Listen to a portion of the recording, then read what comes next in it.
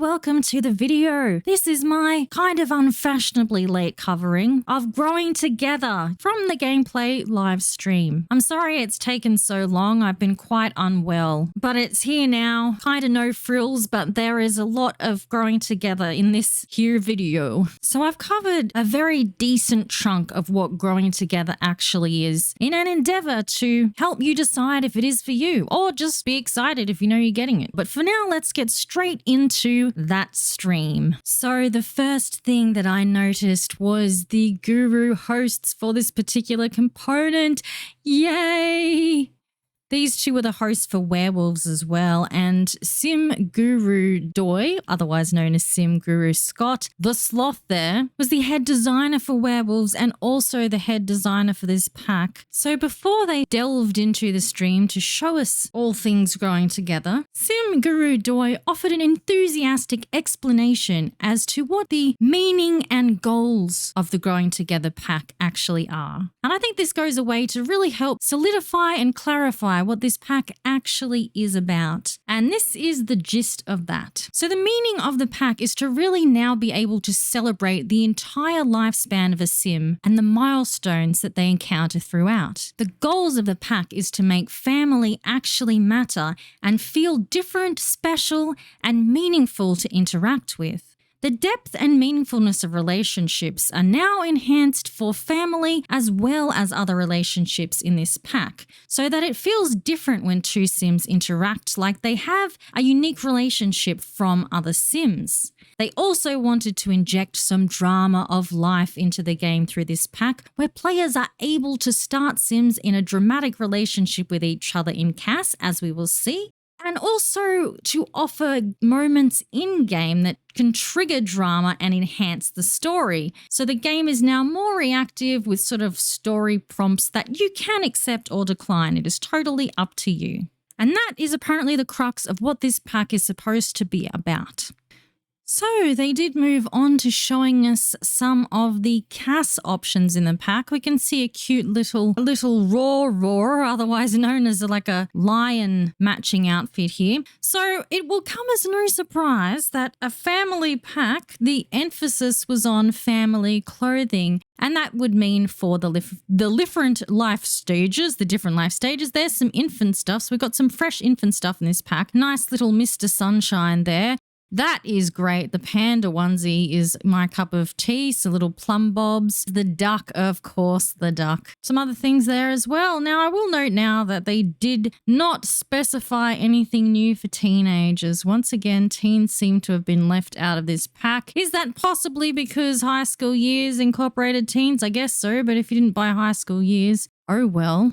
So here we've got some toddler outfits. That's pretty cute. I'm liking the little socks and sandals look. Normally that wouldn't be my thing, but when it's on a toddler like this, it's a different story. There's a bit of Argyle themes going on in this pack. A lot of Argyle, and there's some little overalls with a poofy shirt underneath. I also like the fact that there's new actual socks as well. That's another thing that's needed. And they're cute animal themed as well. So, you know, can't go wrong there. Some bear socks.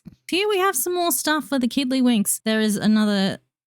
Oh, I really like the one that had the strawberries there, and then we've got some owls, Mr. Hoot and the Strawberry Gang, and some overalls as well. And yeah, I don't mind some of these shirts you can see here for the children actually, the rainbow one and the one next to it especially. There's the lion again, Leo the lion is the king of the jungle. Here's some of the stuff for the adults. So I assume this sort of stuff will by default cover, you know, teens to adults sort of thing, depending on what it looks like and what you want to dress them in. I don't mind these things here actually. Excitingly though, they did specify that there are some looks geared towards elders. And is that a first? That might even be a first. But yeah, so far as the adult stuff, I'm not minding some of this. Look, it's Argyle again. I don't know sort of what style you would actually call this. I don't mean this in an insulting way because I actually like op shops or thrift stores, but it kind of reminds me of the sort of stuff you might buy from there. So far as the dudes one goes, I can see a couple of pieces I like over there, but in all honesty, not too many. And yeah, look, this stuff's okay. I prefer the lady stuff so far, or the feminine stuff so far. This, I like this.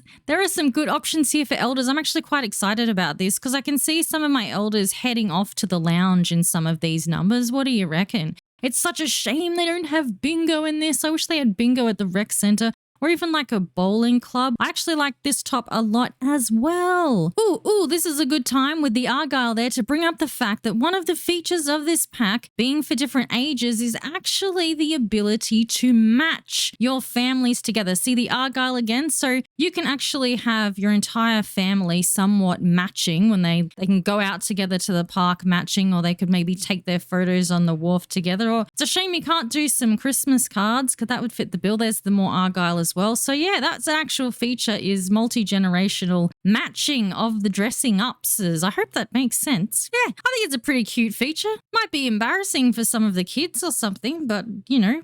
And of course, it deserves to be noted that yes, this poultry is indeed a duck, and there are many different color swatch options to make your little baby a duck.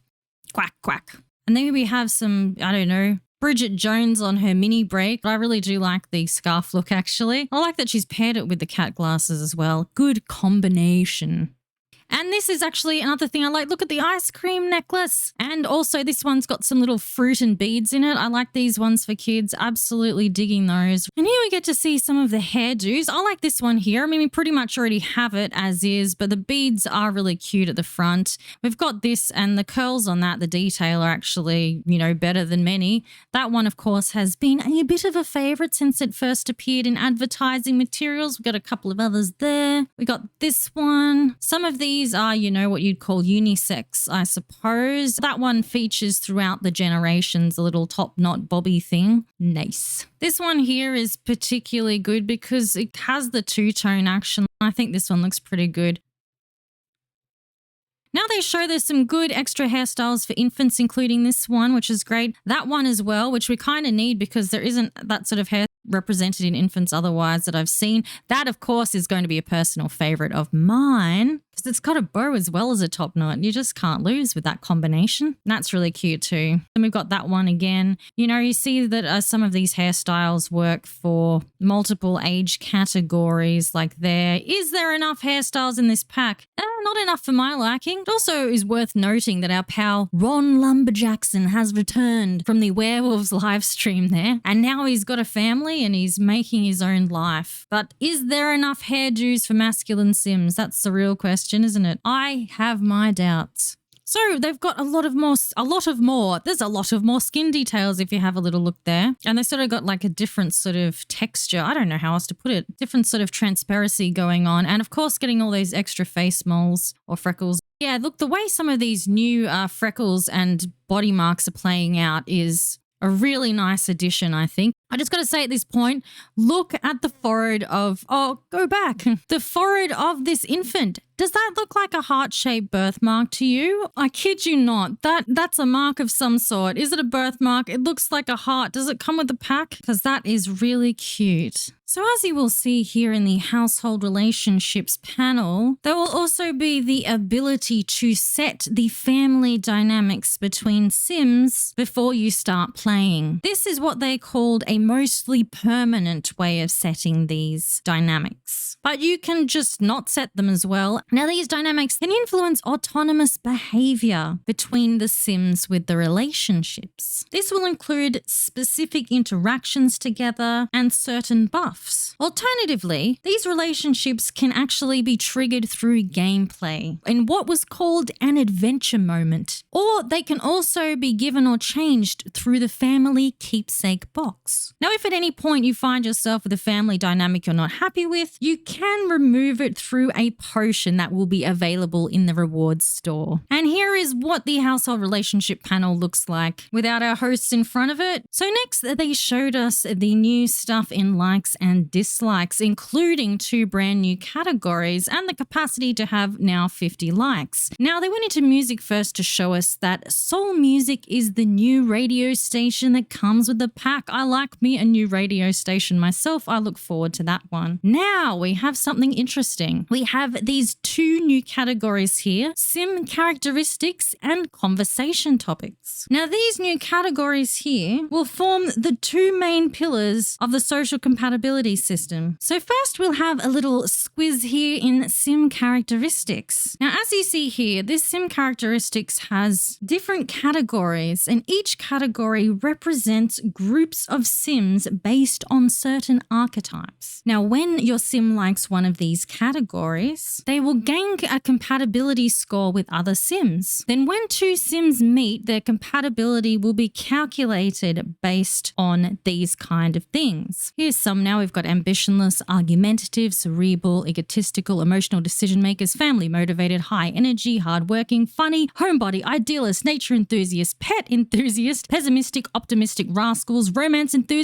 and spirited Sims. So we get a little look here into what comprises a spirited Sim. So it has a write-up. Spirited Sims are all about positive energy and making sure to spread good vibes to other Sims. They bring the party with them in any social situation. So if you like this category, it means that other Sims with traits like outgoing, bro, or cheerful will help you gain compatibility with those Sims. Now, they do have a counter system involved because traits like gloomy will actually lower the compatibility if you like spirited Sims, for example. Also, within these individual categories, there is more than just the regular traits. There is also reward traits. Then there is also likes and dislikes from the activities category if your sim has liked those. So that can be things like piano or knitting. And also, if you have Snowy Escape, the lifestyles from Snowy Escape can also contribute. Just on a side note, they did mention there is cross-pack compatibility with this feature as well. And here is the other new category. It is called Conversation Topics. This is actually quite interesting. So these conversation topics, first of all, will present themselves in-game being tied to the pie menu because there is a reorganization coming with that. And so you'll have these categories, and each one of these likes or dislikes represent whether your sim would like or dislike other sims performing certain types of action on them. For example, we've got little Kara here.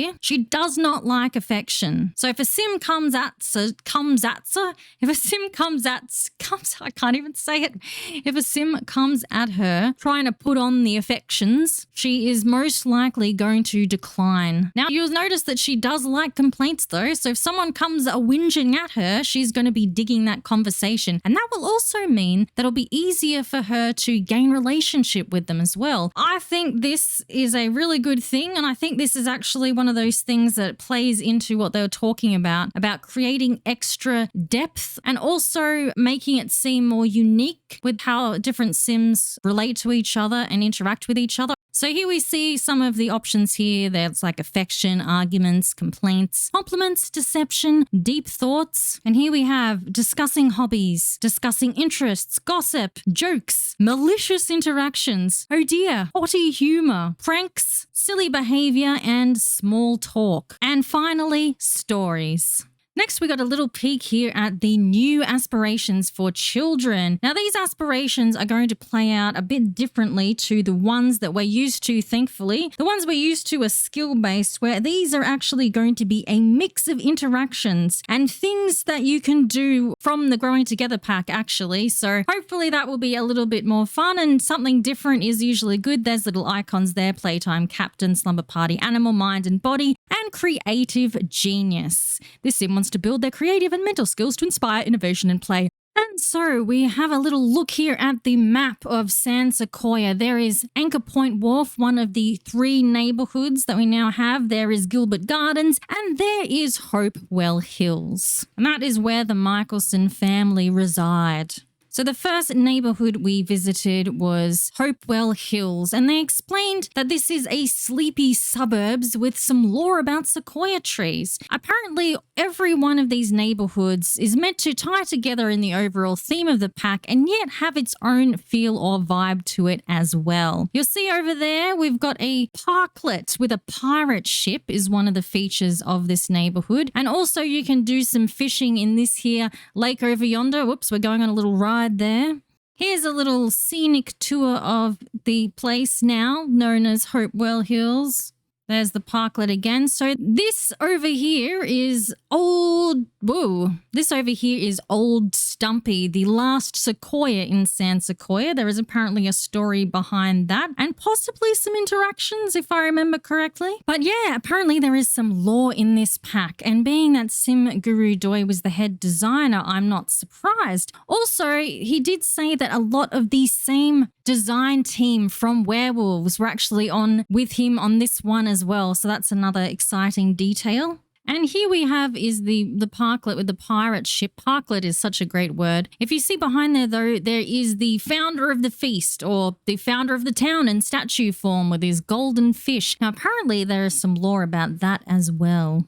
And down here at the wharfs, we see that although you can't really go in a boat, unfortunately, you can go down to the wharf and just be there, take some photos is probably the extent of it, but your sim can physically go there if they choose. There is another one of the houses up close and personal. Another lot to build on, it would seem. And then that brings us to the house of the day that was used for the examples, which was originally a starter home built by Little Simsy, which comes with an infant room, but they have put some extra stuff in it today for the purposes of showing off a few things. So as we can now see over here, sometimes a little different sorts of puzzle pieces will be apparent in the corner in our Sims panel here. So these are symbols of the type of compatibility a Sim has with another Sim. If there is no symbol in the corner, no little puzzle pieces to be had, that just means it's a neutral relationship. And here we see is a family panel and the relationships there. See, I guess it's an indication that these puzzle pieces don't fit together and these ones do. The ones do would be good compatibility. The ones that don't would be bad compatibility. Bad. So unfortunately for little Kara here, her and her dad do not have good compatibility. Oh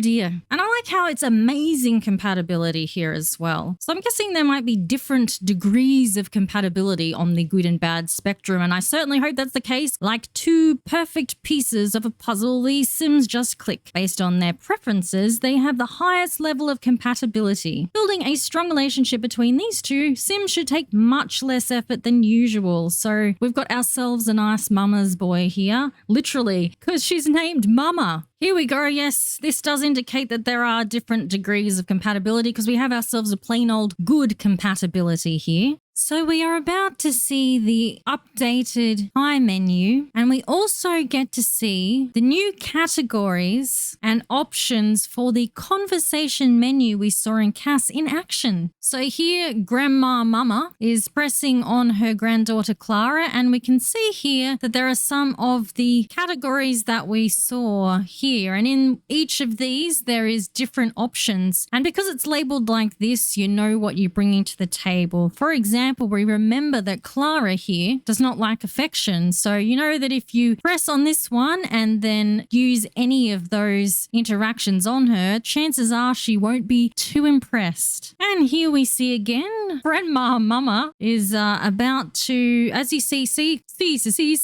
a sailor went to sea. So you see she has clicked on Miss Kara's not favorite of affection, and she's about to press the old sneak a treat there.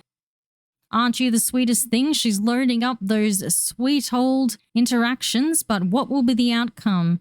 Okay, no, she does not want that candy. That's a physical representation of affection, Grandma. You know I don't dig that. We also see here that the reminisce on good times is part of the pie menu as well. She's probably just going to tell her all about the good old days back in her day kind of material, so that's where that has manifested as well. Another example of intergenerational communication options is here we see Kara and her sibling Delaney. She's about to claim Delaney is a plant sim. There's other ways in which you can mock children.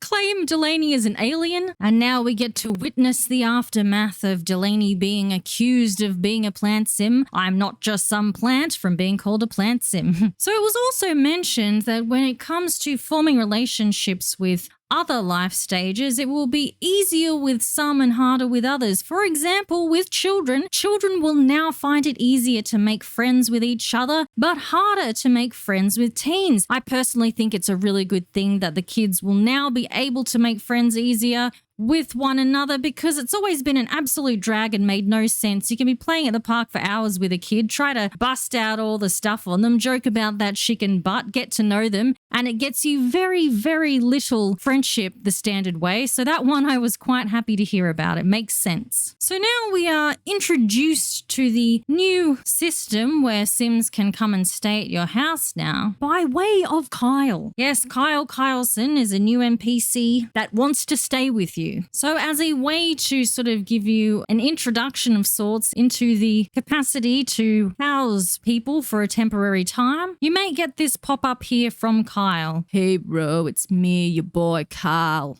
So either you've just forgotten old Kyle due to those juice-fueled good times, or due to his juice-fueled good times, he doesn't realize he's never met you, but you can choose to house him or not. One thing about Kyle is I believe him and the base mental mod might get along rather well. So today they're going to invite this random person, Kyle, to come and stay with them. But this isn't the only way, of course, to get new visitors to come. You can get a pop-up from people who aren't Kyle as well, not Kyles. They might be your family even, or friends. And it might happen in the form of a story prompt. And they may have a reason. For example, your friend might ring up and say they're simply having a hard time. Can they come and stay with you? So this is what's known as the temporary stay system. Now also, you can invite people to come and stay at your place as well, and you select the duration you want them to stay. So you can invite your own family or friends over too. And it shows up on the calendar. Let's have a look at that. But first of all, here he is, Mr. Kyle Kyleson. He's coming to your house and he's brought a suitcase. This has also unlocked a milestone for infants here, which we get a little sneak peek into. That is one of the infant milestones, a first visitor. So here he is. He's got his cute little suitcase there. The suitcase does act like a dresser, but a portable one. So here we see the high menu, change outfit,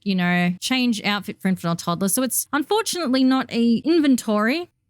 And Papa Lumberjackson there's decided to rifle through Kyle's things because he can, I suppose. So on a side note, San Sequoia secrets are going to be a thing as well. The opportunity to ask an NPC about them will happen and they'll have different things to say. This is the one from Kyle. I don't know, man. Just been a week, Just you ever see something you can't unsee or get out of your head. So back on to temp stays. You can't control the guests that come over, but there are options to direct them in how they use their time. So for example, you can ask Kyle to relax, which means he'll just, chill out, make himself at home, I imagine, that kind of thing. Or you can do what they end up doing here and ask Kyle to help out around the house, which means he'll help you with all the chores and stuff and even take care of your infant. So when you have a temporary stay, it will show up on your calendar and it will tell you how long they're staying for. Here we've got our pal here, Kyle. He's staying from Monday to Saturday, so you can see we're on Monday now, so he'll be chuffing off round about then. And here we see Kyle helping out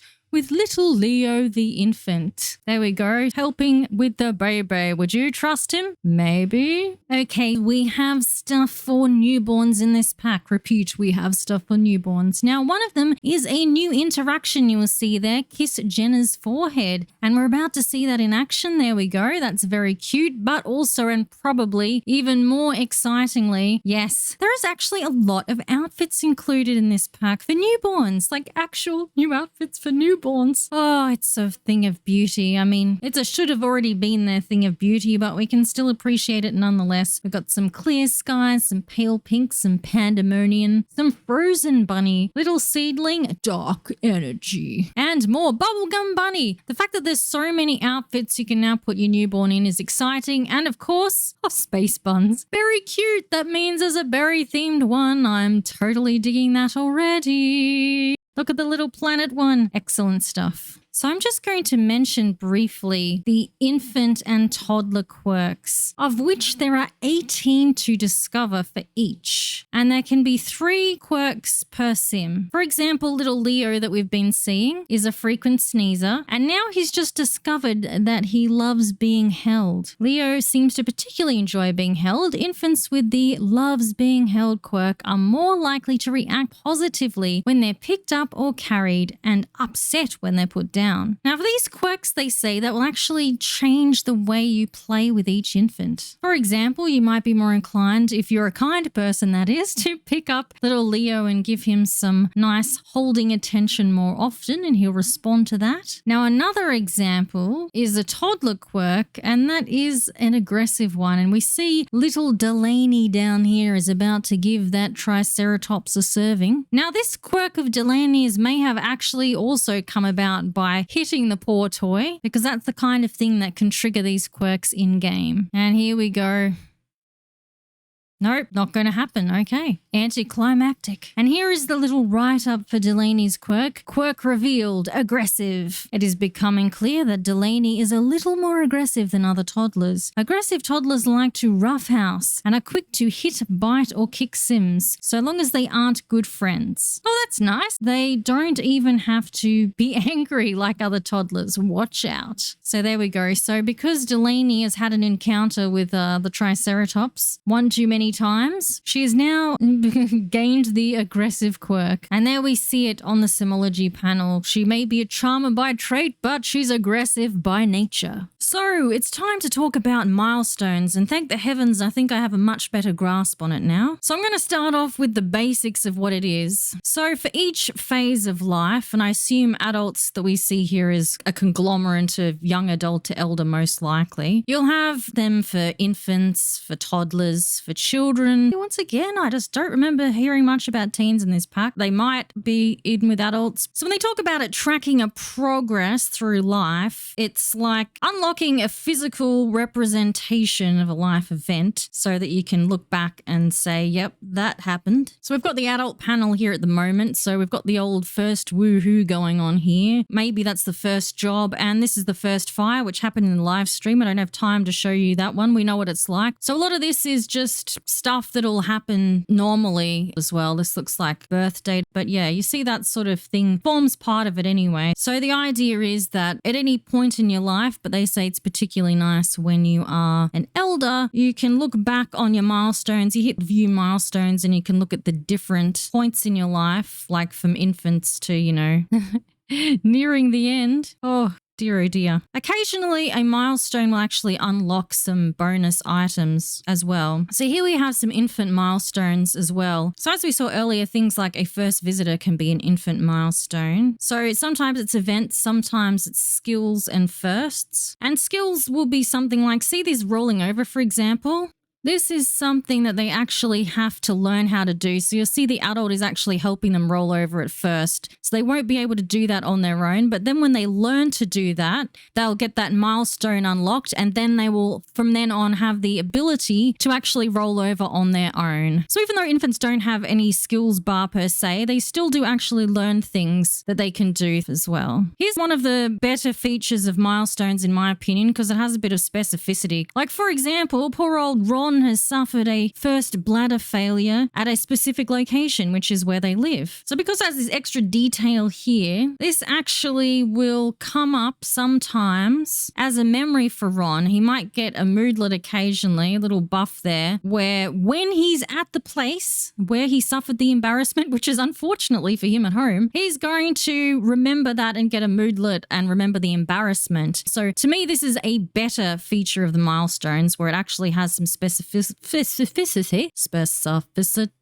And yeah, so here's a little keepsake here. Like I said, you can get unlocked items from milestones, and this little hands here is one of them from when Jenna was a tiny tot. There are other things like a marriage certificate as well, but here is the actual like panel for milestones. So it's got different categories here. We've got life and social. That won't be all it is. So we've got infant, toddler, child. So teen. This to me says that teen is lumped in with adults. Once you hit teen, it's teen to elders the whole way. There's no different milestones. That is a bit of a shame. So, oh, well, look, you can have a baby more than once. That can be stamped out. You can get your little life stamp card here. Had a baby. Reach the top of a career, got a job. Yeah, so you can look back. You press on these different life stages. This will probably show you them all, I imagine. Chronological order, you can sort it. And this is how you might go about viewing your milestones. When your sim wants to look back, this is your life. So So, I was wondering about the whole midlife crisis thing along the way. It is a milestone that gets unlocked, but it is also its own thing as well. So if you suffer from a midlife crisis, or you might have fun with one, I don't know, then you will unlock that milestone. But the midlife crisis, this is Ron. Ron is having a midlife crisis. There are 4 different types to have, apparently. So one of them is this one here, the desire for adventure. That is a specific sort of midlife crisis that Ron is undergoing. So we can see it's sort of, I think, to do away with the terrors of middle-age mortality recognition. Ron has specific ideas of how to make the most of his existence and get some adventure in while he's still able. So he's got hunt for treasures 10 times, travel to 3 unique places, take an outdoor nap, work on steam plunk, lie a majig for 5 hours. Honestly, it doesn't seem like the most thrilling thing ever. I'm hoping they have, like, the other 3 are actually, ironically, a bit more adventurous than this one is. But yeah, look, my idea of a midlife crisis for a sim is a lot more fun than that, I'll tell you. We'll see what happens with that. So now I'm going to have a quick chat to you about workplace rivals, which are now going to be a thing. When they go to work, rabbit hole as usual, but you know how you get options at work, such as socialize and whatnot? I think there's going to be extra ones to do with workplace rivals in there. You can see here that Ron has Bella Goth as a workplace rival, and it even says so in his job panel. Always getting in the way. A work rival blocks the path to promotion. So when you have a work rival, there are things you can do to try and overcome them, shall we say. One is actually getting to know them outside of work to try and resolve the issue. But another one, and this is what they said, right, was you can, take care of the competition. So if that sim succumbs to an accident or something, obviously they won't be a rival no more. Also, you might get pop-ups through the day of little stories going on in the rabbit hole work to do with your rival as well. So it seems to me that the workplace rival probably plays into this drama of life. Also, I imagine that the opportunity to be fired from work is another component of that too. So that will be a thing. So what you might get is a notification that layoffs are coming to your company, and you can actually try and avoid getting laid off through working extra, for example. You may or may not be successful. You may keep your job, or you may still get the old heave-ho. So it's time to talk a bit more about the child sims, because we have some stuff coming from them. And one of the things is this bit of a gem, this confidence feature here. So fortunately for Kara, she's got some high confidence going on. Sims with high confidence have learned to believe in themselves. They become confident more easily, even when learning from mistakes. However, they can still be hurt when criticized. High confidence becomes high self-esteem when aging into a teen. There is a confidence system coming for the kids. Now, this confidence can actually fluctuate over time while they're a child, depending on how they're doing in life, whether they're succeeding or failing, and caregivers can actually contribute to this confidence as well through criticizing or bolstering the child. Now, when a child ages into a teen, as we've seen here, they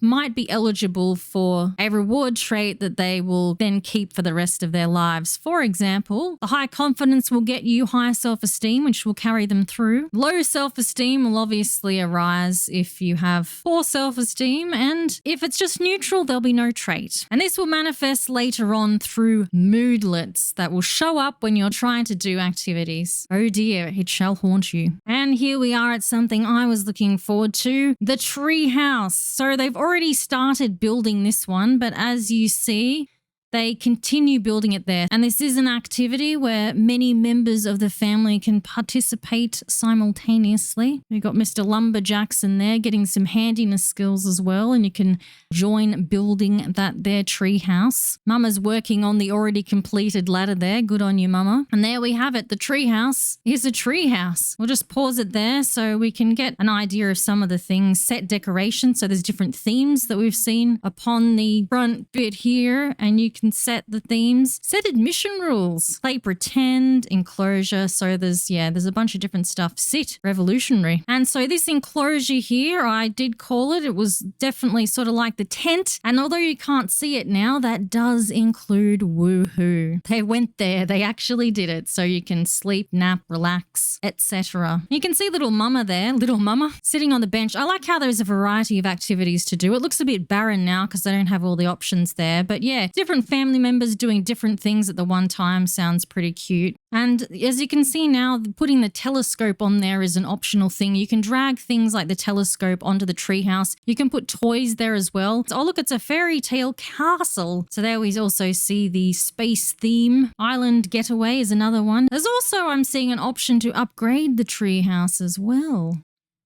So this is where you get the ring-a-ding-ding bell, is by upgrading. Oh, and the lights that we've seen as well. On the slippery slide is an upgrade, and the sliding pole. Okay, well, time to get your handiness skills up there, isn't it? They're using cheats at the moment to put them on, but I imagine you'd have to use your Sims and be a bit handy to pull some of that off. But there's some lightings. There's the extra add-ons that we're used to seeing. So yeah, here's the treehouse much more set up with the little things on it, like the toys and the telescope and whatnot. It says placeable on treehouse 2 and build by, so it shows you the things you can actually put in there. And a garden pot is one of them. That's actually really cute. And there's a moodlet too. Treehouse adventures from playing on treehouse. Playtime is just more fun on a treehouse. Every moment is an adventure in a tree. Fair enough. We are moving on to the bicycle now. Bicycle. So there's going to be 6 new bikes to buy, and you can put things on them such as horns and probably that little basket as well. So the cool thing we know about bikes for kids is they do have to actually learn how to ride them. It is a rite of passage and no doubt a milestone as well when said riding is accomplished. So here we have Kara demonstrating the bicycle. Her little helmet has popped on. She's being safe. The motor skill is skilling at the top. Skill. And she's struggling to learn it there, which is good stuff. I think if you're an adult, you just know how to ride one, whether you did learn it or not. I think that's the thing. A smidge unrealistic, but you know, it is what it is. You can name the bike, or you can ask for somebody to teach you how to ride the bike as well. Now, there is something that can happen when you are a kid riding a bike, and that is you can accidentally whack your little face into the handlebars there and actually loosen your tooth. That is a thing. And that is what happened to little Kara here. You can see she's going through the motions. Now that she's loosened that tooth, she's just gone on ahead and pulled it out. But that means we get to see what happens next, the tooth stuff. Kara lost her loose tooth. She can wait a while for a new tooth to appear, or she can elect to fix missing tooth. That's peculiar. Before we complete our Tooth Fairy mystery, we're going to just have a little look at the keepsake boxes here. So there's different degrees of quality, as you would have just seen, for a keepsake box, but I think they serve the same purpose, which is a place to not only store memorabilia, certain objects of your choosing, which you can also put in an inventory. So it's an inventory within itself, and then you can put it in your inventory and have keeping box inventoryception, and then you can designate the box as well. Ponder the meaning of family. Some Fast and the Furious there. That might be Mama Lumberjackson reminiscing there as well. They've flogged the animations from Nifty Knitting after all. They have. That's what we saw. Yes, sneaky. Now, at long last, we're going to see this tooth play out. Here we go. Now, Kara's tooth has been knocked by the bike. She's pulled it out. And now the next step is to place tooth under pillow and sleep. Up she goes, time for slumber. It's time to head to bed. If you're lucky, when you wake up, you'll have a nice surprise from the Tooth Fairy waiting for you in your inventory. So that's how it plays out. At least it's not just the pennies from heaven raining on you, but you don't actually get to see this cute little Tooth Fairy either, which is a bit of a jip. You do get some goodies in your inventory though. And there we go. She's got her milestone. Lost first tooth. She's got her Tooth Fairy certificate, which shall be placed on the wall. And that's one of the perks of the milestone. And then we've got this little thing down here, don't we? Now, this is the only evidence I've seen so far of the very elusive toothberry or molar bear. I swear, even though it's very tiny, I swear that's it there. And there's the Tooth Fairy on top. Is it the Tooth Fairy's pet or something? Like, how does this fit in? What is going on? I still have so many questions about the bear. So there is going to be 3 new events that come with this pack. They didn't show us any of them, so I hope they're not buggy or anything, but one of them is Slumber Party, one of them is the baby shower, and the other one is actually the family reunion. Yes, aside from that little teaser, we've heard nothing of that until this, that is. And so a family reunion will actually be a thing. It is not missing in action. So there we are, family reunion, baby shower, slumber party. So we see some cool new photo frames there, but this is the one right here. That is the prize for doing a gold standard family reunion. So it's like the one frame, but it has multiple frames within it, so you can put multiple pictures in it. I really like that. So here we are about to take a little sojourn to Anchor Point Wharf, which apparently has more of a city vibe. So we have stuff such as the library. There's some places that look placey. It does have a different vibe, actually. They're not wrong. There is the cinema. You are a cinema. There's a house. Yep, that's a house, all right. Apparently it's designed to look like it's had a lot of renovations added on. Pretty cool, actually. Yeah, I don't mind the look of this place, actually, of Anchor Point Wharf, the actual visuals. Sadly, though, when we look at the food cart, it seems like they've robbed from city living quite a bit, and they don't seem to have anything new. Yeah, totally robbed from city living. I don't like it when they do that. And there is the cinema, which is a rabbit hole. No surprises there. And they did also liken it to the Sims 3 one in some ways. But you can choose to watch a variety of movies. Can you woohoo in there? I'm not sure. But different genres of movies. And if you're standing outside, or which we all are because we're the observers here, aren't we? You can hear noises coming out of the movies as well. So I guess if you're here, you can, go and get some unoriginal food and watch a movie with your spouse or whatever while we wait on the outside. You are a cinema. I could watch you forever.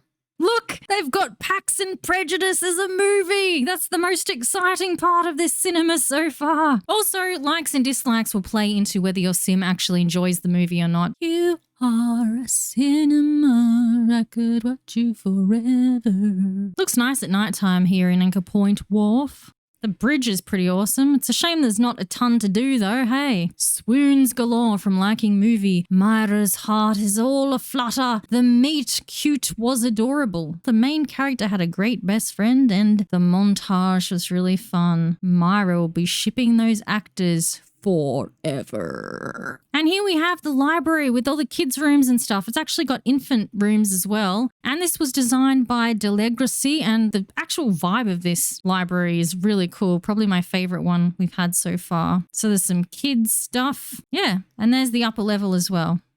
So even though this library is a library and nothing new, it actually caters to family outings pretty well. Might be like one of the better things at Anchor Point Wharf, actually. Now time to travel to the last place called Gilbert Gardens. Gilbert Gardens also has lore, by the way. It also has the splash pad with our pal Whalebert somewhere there. And this is where there might be I think it's a white crocodile or white alligator that sometimes appears there as well for whatever reason, might be to do with lore. There is Whalebert in his hangout there, the splash pad. So some of the things you can do here include stomping, and you can hold an infant. So each of these is different components, and you might have noticed in the backyard at the residence we've been at, the Lumberjacksons, they had some of these pieces. So each one of these is slightly different, and you can make your own splash pad in your yard or somewhere else, and they each do something slightly different. I think the most exciting thing about it was they said that dogs can interact with some of this as well. So there's Whalebert, that's the star of this show, and you can do watery things and splashy type things, I imagine. There we go. Play in water, watch water, stomp playfully. And here we finally reach the infamous rec center designed by little Simsy. You can make art, you can play instruments, work out, hang out, and you can book events to have here as well. So here's a little look-see at that. We've got a tragic clown somewhere there as well, I noticed. So there's different things you can do, obviously, at the rec center. You can even work out. I suppose it's your one-stop shop for doing something, doing stuff, and for the whole family. And here we have the tables where you can, what's that? You can do a jigsaw puzzle, or you can play symbols. I think they also said that cards is the other option as well. So here we are. Time to start some symbols over here. My favorite game of IRL symbols involved a cat coming and destroying everything because they wanted attention. That was a great day. And now we have a jigsaw puzzle. Choose a puzzle. So you can choose different size puzzles like in reality, but this is a cool one here. You can actually do a custom puzzle from reference. So this functions like when you do the artwork where it takes the picture of something around you and you paint that something around you picture that you took. So there's plenty to choose from. The puzzles do seem pretty cute. Here we go. Whoa. Okay, there's the taking of the photo, and it's time to begin the arduous task of sifting through the pieces and trying to make them fit. And Mama Jackson's playing some musical chairs there. I think that's some realistic gameplay going on there. And she's playing more musical chairs. She's up again. No, doesn't like the vantage point over there. Nancy Landgrab's come along to try and help with the puzzle. But can she put the pieces of her own family back together? That's the real question. So there's also a feature where you can steal a puzzle piece as well. See, look, there's the picture. And return stolen piece. So Clara did exactly that. She clicked on it at some point, stole a piece, and now she wishes to return the piece, and everyone can have closure on this puzzle. So it's got the better of her. She's putting it back, and now the jigsaw is complete, and you can frame it and put it onto the wall.